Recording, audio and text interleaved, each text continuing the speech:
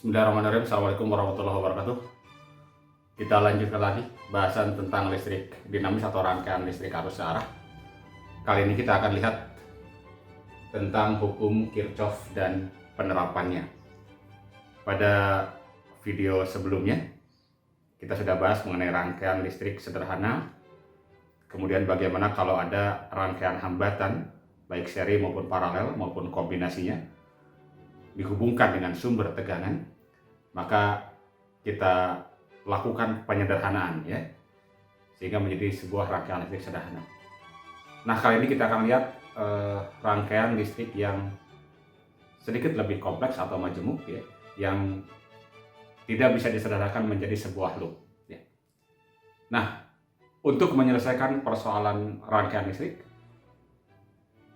di antara hukum-hukum yang ada ya, itu adalah hukum Kirchhoff ya. Selain hukum Ohm tentu saja yang sudah kita bahas,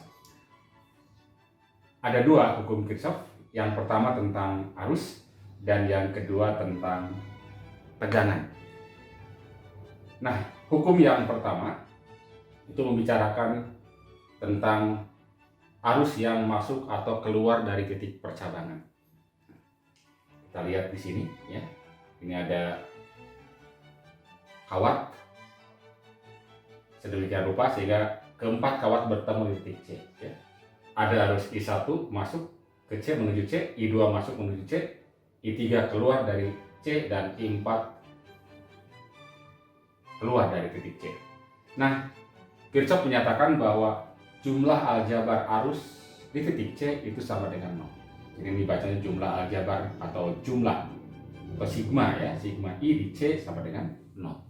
Dengan perjanjian, yang masuk diberi tanda positif, yang keluar diberi tanda negatif.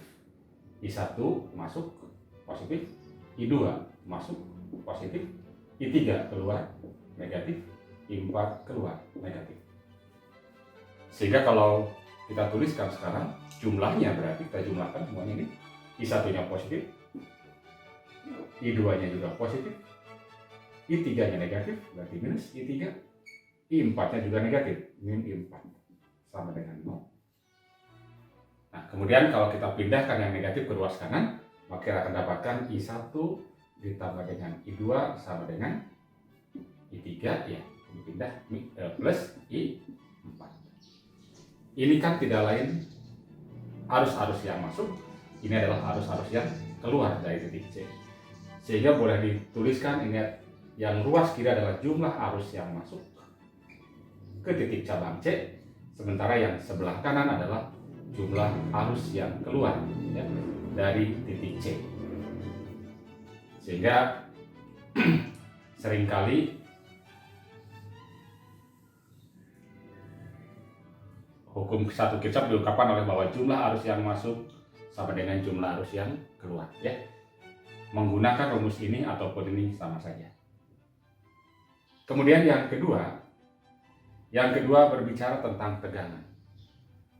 Jadi kalau ada suatu rangkaian listrik yang tertutup seperti ini contohnya, maka menurut Kirchhoff jumlah tegangan di dalam satu loop itu sama dengan 0. Jadi jumlah aljabar tegangannya sama dengan 0. Ingat, yang namanya satu loop itu satu lintasan tertutup ya. Jadi ini, nah dari kesini ya, ini adalah satu lintasan tertutup ya. Kalau kemudian kita coba analisis di sini ya, ini kan ada kutub positif, ini ada kutub apa? Negatif. Yang pendek, yang ini juga kutub apa? Misalnya saya balik lagi, ini begini. Nah, ya. Nah, yang E1 akan mengeluarkan arus ke arah kanan atau berikutnya akan berlawanan arah putaran jarum jam. Sementara E2 akan ke sini ya, searah putaran jarum jam. Nah, kita misalkan saja E2 lebih besar, maka arusnya akan begini. I1. I saja ya, I ya, akan ke sini. Jadi setiap hambatan akan dialiri arus yang sama sebesar I. Sorry, ini ada hambatan satu lagi ya, R3. Ingat bahwa pada hambatan ada arus kalau ada beda potensial, ya. Dan arus itu mengalir dari potensial tinggi ke potensial rendah. Jadi kalau di sini arusnya ke kanan, maka berarti di sebelah kiri R1 ini potensialnya lebih tinggi. Yang potensial lebih tinggi saya beri tanda plus. Yang sebelah kanan berarti lebih rendah. Demikian pula di sini di R3, ya. Di sini ke arah sini arusnya, ya. Maka berarti di titik ini di sebelah atas R3 potensialnya lebih tinggi, di sini potensialnya lebih rendah. Sementara di R1 berarti di sini lebih apa? Lebih tinggi, ya. Plus karena ke kiri arusnya, ini lebih rendah. Nah, beda potensialnya misalnya di sini V1, ya. Di sini V2, beda potensialnya di sini V3. Ingat, beda potensial itu pada hambatan itu kan I kali R, ya. Nah, coba kita terapkan sekarang di sini dengan perjanjian. Kalau kita ikuti arah loop, misalkan kita ambil secara putaran jarum jam, taruhlah kita mulai dari titik ini berjalannya, kita temukan dulu kutub positif. Maka ketika kita temukan kutub positif dari baterai 1, maka jumlah tegangannya GGL-nya berarti plus S1. Nah, saya tidak tuliskan plusnya, ya, S1 lah, ya. Plus S1. Kemudian ketemu tegangan atau potensial yang lebih tinggi positif, maka berarti plus V1. Berikutnya jalan, ketemu apa? Negatif dulu ini, ya. Maka min E2. Ketemu lagi positif dulu, lebih tinggi, ya, potensialnya, plus jadinya V2. Sorry, ini V3, ya, ini V3, ini V2, ini V1, ini V2, jadi supaya tidak tertukar, ya. Jadi ketemu, ulang lagi, ketemu plus S1, ketemu plus V2, ya, atau plus V2, ketemu min E2, berikutnya ketemu plus V3, ya. Kemudian ketemu plus V1.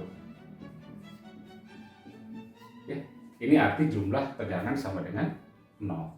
Kalau kita mengingat bahwa V sama dengan R kali I, ya, maka ini berarti E1 plus R2 dikali I min E2 plus R3 dikali I, kan, ya, V3 R3 kali I, dan V1 berarti R1 kali I, ya. R1 kali I sama dengan 0. Atau kalau kita biarkan yang ruas kiri, yang GGL-nya S1 min E2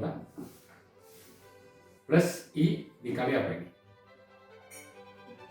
Kan I-nya dikalikan dengan R1, R2, dan R3, berarti R1 plus R2 plus R3 sama dengan 0. Ini tidak lain jumlah GGL, dan ini tidak lain adalah jumlah I dikali R, ya, atau dapat tulis jumlah R dikali I sama dengan 0. Jadi hukum kedua Kirchhoff boleh dituliskan dengan ungkapan ini, jumlah aljabar tegangan dalam satu loop sama dengan 0. Boleh juga dituliskan jumlah E plus jumlah R kali I sama dengan 0, ya. Dengan perjanjian tadi sudah kita ikuti di sini, bahwa ketika kita menemukan kutub E positif terlebih dahulu ditemukan, maka nilai E-nya adalah positif. Kemudian sebaliknya ketika kita temukan kutub E yang negatif dulu, maka E negatif, ya. Ketika kita mengikuti arah loop. Kemudian dengan arusnya bernilai positif jika searah dengan arah loop. Jadi tadi kita lihat ketika arusnya searah dengan loop, maka kita menemukan tegangan yang positif dulu, gitu kan, ya. Maka ketika searah dengan arah loop, maka I-nya kita ambil positif, ya, plus jadi ini plus I2 kali plus I dikali R2. Ya, sebaliknya tentu saja negatif, ya. Itu perjanjian. Kita lihat contoh. Di sini ada rangkaian listrik dengan 2 buah GGL dan 2 buah hambatan luar, ya. Yang ditanyakan adalah berapakah arus pada rangkaian berapa beda potensial atau tentukan beda potensial antara titik A dan titik B. Nah, untuk mendapatkan arus dalam rangkaian, ya ini kebetulan hanya satu loop saja, kita boleh langsung kita gunakan jumlah tegangan dalam satu loop itu harus sama dengan 0. Nah, langkah pertama, misalkan dulu arah arusnya ya. Jadi sebarang saja boleh kita misalkan arusnya adalah begini, sehingga nanti akan ini arahnya ya. Kemudian kita jalan-jalan, misalnya mulai dari A ada B, kemudian ada C, ada D. Kita tandai saja titik-titik di sini. Sekarang kita mulai dari A ke D loopnya, dari A ke D, ke C, ke B, ke A. Jalan-jalan dari A ke B, ke D tidak menemukan apa-apa, ya. Lalu dari D ke sini ketemu dengan hambatan sebesar 7 ohm dan dilewati arus apa? I. Dan arusnya searahannya, maka arusnya positif. Berarti apa? Berarti kita akan dapatkan I dikali berapa? 7. Berarti 7I kita dapatkan. Kemudian ketemu kutub apa? Negatif ya. Negatif dulu dari baterai berapa? 12 volt. Oke. Nah, ketemu lagi dengan apa? Hambatan 1 ohm, hambatan dalam. Arah arusnya searah dengan arus kita kan ya, tetap positif, berarti plus hambatan dalamnya adalah 1, arusnya adalah I. Oke, sampai ke C, dari C ke B tidak ada, dari B ke sini ketemu dengan hambatan lagi 3 ya, dan searah dengan arah arus berarti plus 3 hambatannya dikali I. Lalu berikutnya lanjut ketemu plus ya, kutub positif dulu, plus 6 volt. Dan hambatan dalam lagi 1 ohm, masih searah sama dengan arus berarti plus ya, hambatan dalamnya 1 dikali dengan arusnya 1 sama dengan 0. Oke, bisa dipahami? Kita jumlahkan arusnya 7 tambah 1 tambah 3 tambah 1 berapa itu? 12 ya. 7 tambah 1 8, 8 tambah 3 11 tambah 1 12. Berarti 12 I. Min 12 plus 6 berapa? Min 6 sama dengan 0. Sehingga 12I sama dengan, pindahkan ini ke kanan 6 ya. Kita akan dapatkan I berarti 6 dibagi 12 atau setengah ampere ya. Nah, di pertemuan sebelumnya ya, coba cek video saya sebelumnya ya. Kalau satu loop kan memang bisa langsung kita gunakan rumusan ini ya. I sama dengan jumlah apa? Jumlah GGL dibagi jumlah hambatan ya. Ini sebetulnya hukum Kirchhoff ya. Cuman waktu itu kita belum apa namanya jelaskan ini ya. Sudah, GGL-nya gimana? Tinggal kita lihat yang ada 12 dengan berapa? 6. Tentu saja yang akan menang yang 12 kan ya. Karena misalkan 12 kan ke sini arahnya. Yang 6 menghasilkan arus arahnya ke sini berlawanan. Maka jadi 12 dikurangi 6. Dibagi dengan jumlahnya, hitung aja jumlahnya berapa? 3, 1, 4, 11, 12 ya. 6 per 12.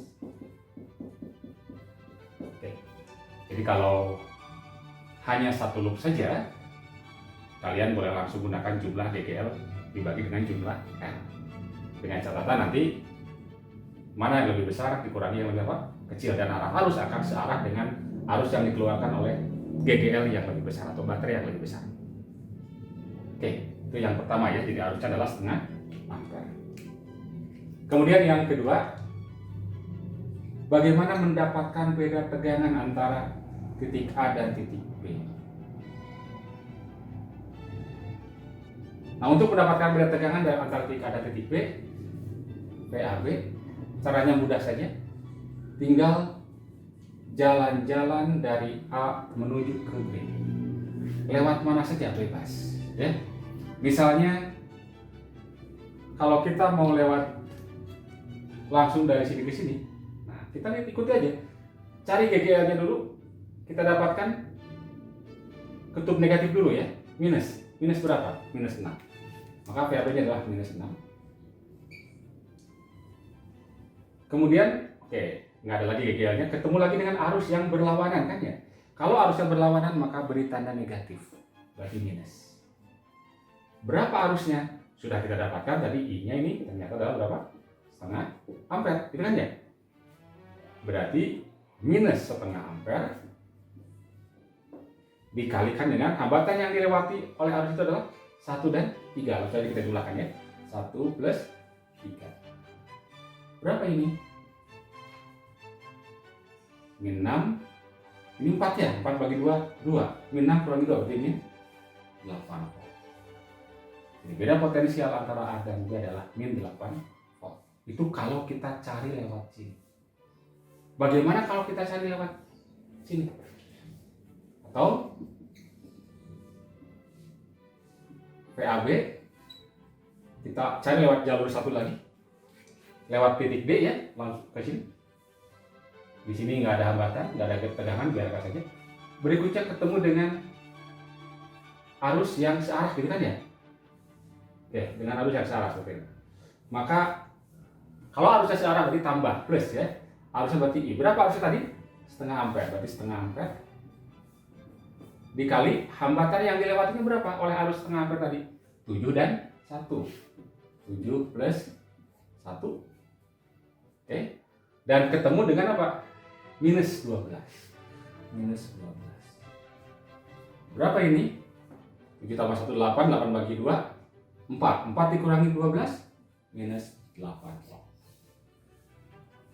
Oke ya, jadi mendapatkan beda potensial antara dua titik, antara titik A dan titik B, kita cari lewat jalur mana saja, itu dijamin sama. Pasti sama, ya. Oke. Jadi silakan aja pilih, mau langsung dari A lewat ke B, atau mau berkeliling dulu ke atas ke sini. Ya, silakan aja pilih. Mana yang lebih mudah, itu aja prinsipnya, ya. Baik, contoh kedua. Nah, ini tipe soal ini pernah keluar di ujian masuk perguruan tinggi, ya. Pertanyaannya sederhana. Memang rangkaiannya rangkaian yang terdiri dari 2 loop, ya. Tapi pertanyaannya beda potensial antara titik A dan titik B, ya. Nah, menyelesaikan ini, ya. Kalau kita kemudian paham konsep dasarnya, bahwa beda potensial antara dua titik dicari lewat jalur mana saja pasti sama, maka tidak perlu waktu yang lama, ya. Tidak perlu harus mencari arusnya dulu, langsung bisa ketemu. Gimana? Ya. Coba kita cek, ya. Kalau kita pilih jalur dari A ke B lewat sini, maka kita akan menemukan hambatan yang tentu saja harus tahu arusnya dulu. Ya, kalau kita cari lewat jalur sini. Tetapi coba kalau kita pilih jalurnya ke sini, dari A ke sini, ke sini, ke sini, ke sini. Adakah hambatan yang dilewati? Tidak ada, sehingga kita tidak perlu arus. Langsung saja kalau begitu. Tegangan atau beda potensial antara titik A dan titik B adalah, oke. Kita ikuti jalur ini, ketemu kutub apa? Pasti dulu berarti plus 8 volt. Ketemu berapa? Min 4. Kiranya min 4, kemudian plus 6. Berapa itu? 8 kurang 4, 4 tambah 6, 10 volt. Oke, mudah bukan? Ya, itu kalau dipahami konsep dasarnya, ya. Oke, kita lihat contoh yang ketiga. Ini adalah contoh soal yang pernah keluar di ujian masuk perguruan tinggi, ya. Pertanyaannya adalah tentukan arus listrik pada lampu 2 ohm, ya.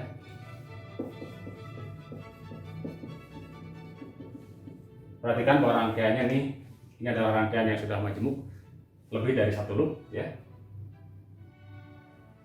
Prinsipnya Untuk rangkaian seperti ini kita bisa gunakan hukum Kirchhoff.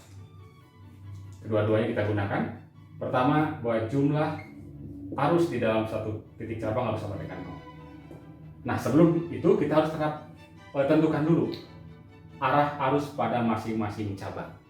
Misalnya, kalau kita pilih ini adalah I1, ini adalah I2, kan ya? Kemudian di sini adalah I3. Ya, sebarang aja, boleh kita tentukan arahnya sebarang. Tapi sebagai clue, ya kalau misalkan ini kutubnya positif kan secara umumnya akan keluar arus dari kutub positif kan ya. Keluar ke sini, ini juga keluar ke sini, nanti keluar ke sana. Nah, dalam kasus ini yang ingin dicari adalah arus pada 2 ohm, berarti sebetulnya I3 dalam hal ini ya, yang dicari. Kemudian terapkan hukum Kirchhoff tentang arus di titik A. Ini ada A, dan ada titik B lah.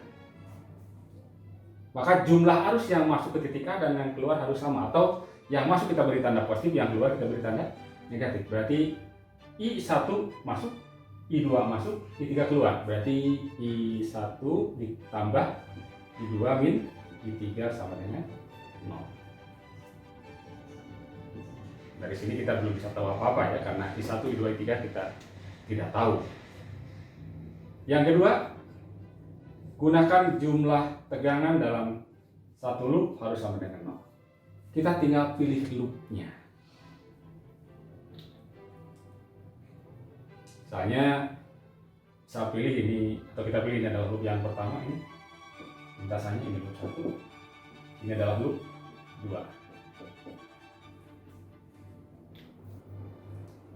Oke, untuk loop 1 kita jalan-jalan dari sini nih, ke titik ini dulu, tidak ada apa-apa. Dari sini ke sini ketemu tegangan berapa? Plus 9 volt kan ya, berarti plus 9 volt. Kita cek tegangan dulu, atau KTA dulu. Ketemu apa? Berikutnya min 6 ya, 9 min 6. Selesai. Kemudian dengan arus dan hambatan. Ini tidak ada hambatan. Dari sini ada hambatan ada hambatan 3 ohm. Arusnya I2 berlawanan kan ya? I-nya ke kiri, kita jalannya ke kanan. Min berarti min 3 I2. Kalikan aja I dengan K. Berikutnya sini searah ya, I1. Jadi plus 2 I1. Plus 2 I1 sama dengan 0. Sehingga dapatlah dari sini apa? I1-nya kita pindahkan ke ruas ke paling kiri, 2 I1 min 3 I2. 9 min 6 3 ya. Pindahkan ke ruas kanan 3-nya.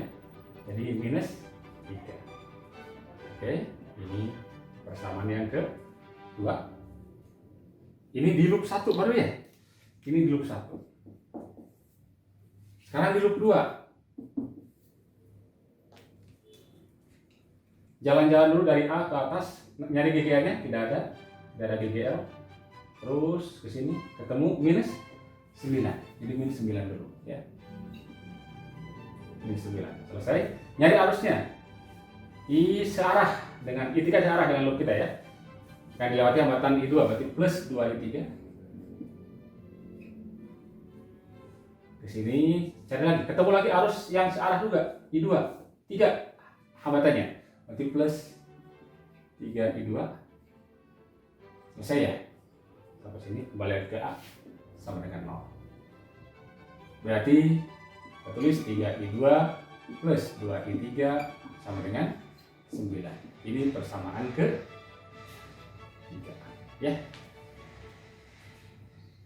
Nah, untuk mendapatkan berapa I3 kita bisa lakukan eliminasi dari 3 persamaan ini ya. Pertama, eliminasi 1 dan 2.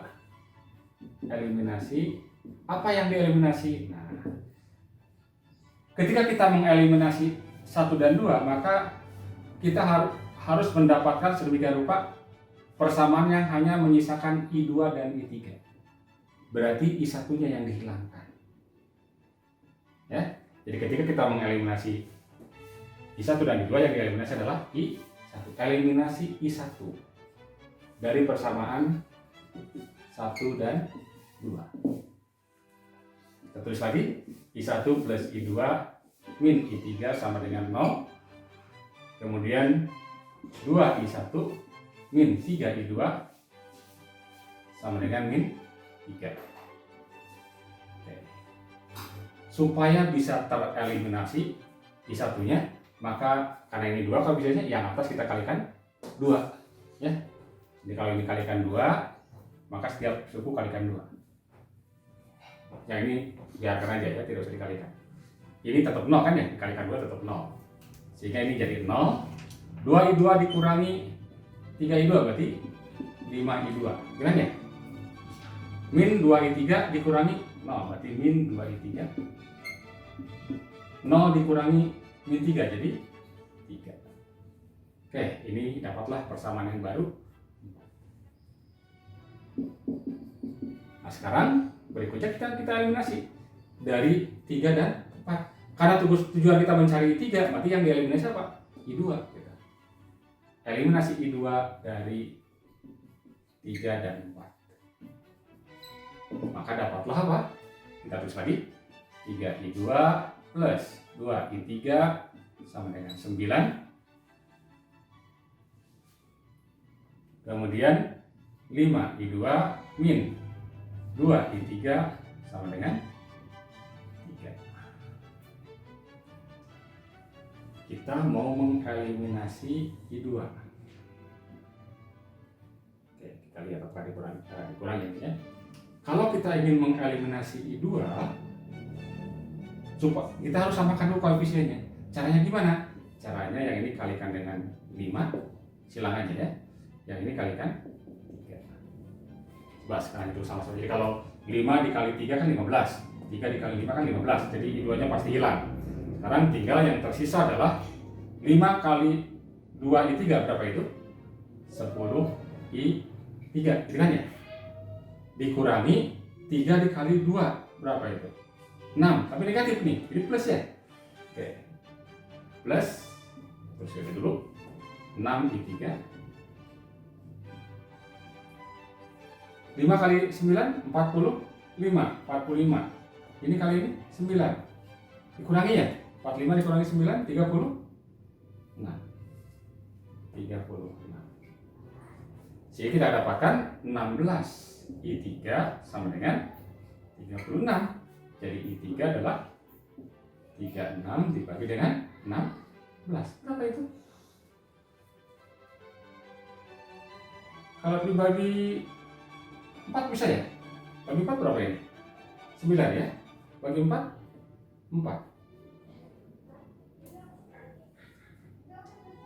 Berapa? 9 bagi 4? 2,25 ampere. Oke, ya. Jadi I3-nya yang kita cari adalah 2,25 ampere. Nah, seandainya kita ingin tahu berapa I1 dan I2, tinggal masukkan aja ya. Untuk dapatkan I1, kita dapat I2 dulu. Dari 3 dapat I2, masukkan ke persamaan inilah ya. Dapat I2. Setelah dapat I2 dan I3 sudah tahu, kita akan dapatkan I1. Baik. Masih contoh yang sama ya. Kita akan lakukan dengan cara yang kedua ya. Kita lihat bahwa tadi menggunakan metode eliminasi memerlukan penyelesaian yang cukup panjang dan lama ya. Bahkan ujungnya bisa salah kalau tidak teliti ya. Oke, panjang, lama, salah lagi ya. Baik, kita akan lihat dengan cara yang lain yang lebih simpel sebenarnya ya. Ada satu metode lagi yaitu dengan memanfaatkan hukum pertama Kirchhoff dan hubungan tegangan dan arus. V sama dengan R kali I. Ya. Atau hukum Ohm lah orang menyebutnya begitu ya. Nah, dan ini jarang diberikan di SMA ya. Namanya memang analisis loop analisis simpul namanya ya. Nah, caranya gimana? Caranya pertama ya. Ini tadi sudah saya hilangkan lagi arah arusnya. Pertama kita misalkan titik ini dan ini adalah titik A dan B. Oke, sudah ada nih A dan B. Kemudian kita pandang rangkaian atas, tengah, dan bawah adalah rangkaian yang paralel. Ingat, kalau paralel tegangannya pasti sama. Jadi karena itu misalkan tegangannya ini adalah V. Kalau tegangan antara A dan B adalah V, maka di sini pun harus V. Di sini harus V. Nah, pertanyaan berikutnya, berapa tegangan antara titik atau tegangan pada hambatan 3 ohm? Jadi kalau misalkan saya punya begini, ini 4 volt misalnya. Sementara dari titik sini A sampai B misalnya, ini ada 10 volt. Pertanyaannya, berapakah tegangan di sini? Antara tegangan di ujung-ujungnya ini. Tidak, ini 4 tambah berapa? Harus sama dengan berapa? 10, berarti berapa? 6 volt. Ya kan? Dengan kata lain 6 volt itu dikurangi berapa? 10 dikurangi 4. Gitu kan ya? Makanya itu sama. Jika kita ganti 10-nya apa? V. Di sini ada berapa? 9. Berarti ini V dikurangi 9. Dengan hal yang serupa, ini berarti berapa nih hambatan 2 ohm? V dikurangi 6. Gitu kan ya? Oke, ya. Mengapa kok kita harus cari tegangan pada setiap hambatan? Karena tadi kan kita ingin akan gunakan hubungan hukum si Ohm, V sama dengan R kali I. Oke, jadi pertama kita sudah misalkan tegangan, kita sudah tentukan tegangan pada tiap-tiap hambatan, ya. Yang kedua, arah arusnya kita coba buat sama. Jadi misalkan semuanya berarah ke kanan lah. Ini adalah tadi I1 ya, sebentar kalau tadi ke kiri ya, sekarang ke sana. Arah sama, ini adalah I2, ini adalah I3. Dan baru kita terapkan hukum Kirchhoff arus. Jumlah arus pada titik A harus sama dengan 0 kan ya? Berarti apa? Coba kita lihat. Adakah yang masuk gak? Tidak ada kan ya? Semuanya keluar kan ya? I1, I2, I3. Berarti jumlah arus yang keluar I1 tambah I2 ditambah I3 kan harus sama dengan jumlah arus yang masuk. Karena yang masuk tidak ada, sama dengan 0. Lalu ada hubungan bahwa I sama dengan V dibagi apa? R. Hubungan ini ya. Kita lihat I1 berapa? Pada hambatan 2 ohm. Tegangannya V-6. Hambatannya 2, berarti per 2, gitu kan ya?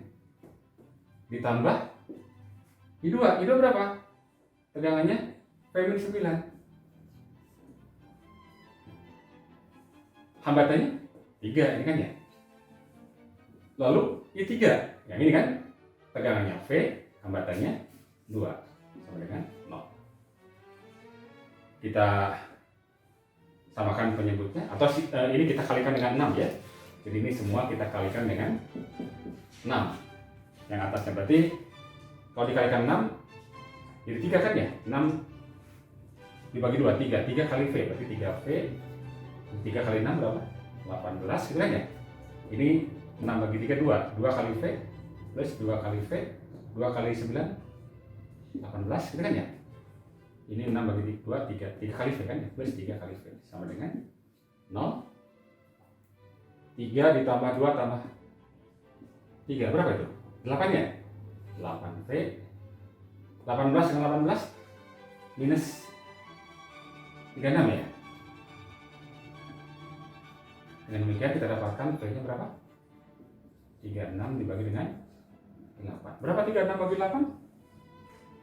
4,5 ya? Volt. Oke. Jadi beda potensial antara titik A dan titik B adalah 4,5 volt. Lalu tugas kita mencari apa tadi? I3 ya. Sudah. Maka kita akan dapatkan I3 sama dengan mana I3? I3 itu yang V dibagi 2 kan ya? V dibagi 2 berarti 4,5 dibagi 2 berapa? 2,25. Jawaban yang sama dengan cara yang sebelumnya, tapi lebih simpel, ya. Nah, kalau sudah begini juga sebenarnya kita bisa tahu langsung berapa I1. Masukkan aja ke sini kan ya. Jadi, kalau ingin tahu I1 berapa ya, saya min 6 dibagi 2, ya kan? 4,5 dikurangi 6 dibagi 2 berapa? Ini minus 1,5 kan ya? Minus 1,5 dibagi min 0,75 ya. I2-nya berapa? I2 masukkan ke rumus ini. Min 9 dibagi dengan 3 sama dengan 4,5 dikurangi 9 dibagi dengan 3. Berarti min, kan ya? 4,5 per 3 berarti min 1,5. Tanda minus apa artinya? Artinya sebenarnya arah arus I1 itu ke kiri, arah I2 juga apa? Ke kiri.